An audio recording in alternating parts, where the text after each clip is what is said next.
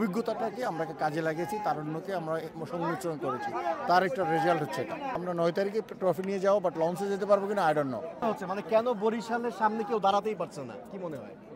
দেখেন, আমরা চেষ্টা করি আমাদের বেস্ট 11টা তৈরি করার, এবং আপনি দেখেন আমাদের তো এখন 6টা, আমরা যখন টিম গঠন করেছি 6 জন আমরা এই ক্যাটাগরির প্লেয়ার নিয়েছি, অন্য সবাই মিলে নিয়েছে 2 জন বা 3 জন, আমরা কিন্তু মানে 6 জন নিয়েছি। সো আমাদের এখানে ইয়াংদেরও তারুণ্যদের ছিল এবং অভিজ্ঞতা ছিল, অভিজ্ঞতাটাকে আমরা কাজে লাগিয়েছি, তারুণ্যকে আমরা সংমিশ্রণ করেছি, তার একটা রেজাল্ট হচ্ছে এটা।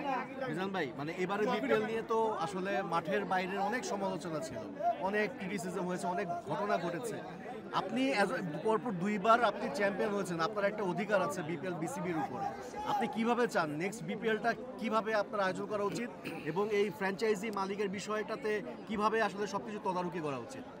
দেখেন, বিসিবি এটা করবে ইনশাল্লাহ, আমি জানি বিসিবির কাজ করবে, এবং এবার অনেক ভালোভাবে বিসিবি কিন্তু আমাদেরকে সাপোর্ট দিয়েছে, এবং আমি বিশ্বাস করি বিসিবি আমাদের সাথে রেভিনিউ শেয়ারিংও করবে, আই বিলিভ, এবং একটা ইনফ্রাস্ট্রাকচারকে দাঁড় করিয়ে দিবে এবং সব বিষয়গুলো দেখবে।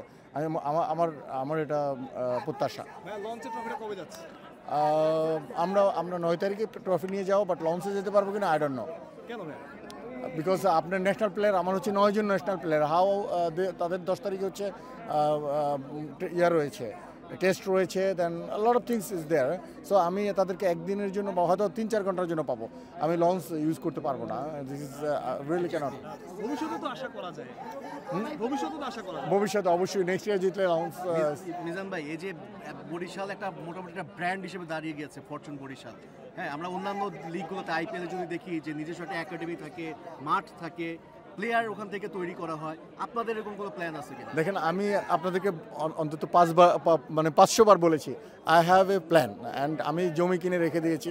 যেহেতু করোনা স্টার্ট হয়ে গেছে তখন আমি করতে পারিনি, এখন পর্যন্ত কিন্তু ওই জমি পড়ে আছে।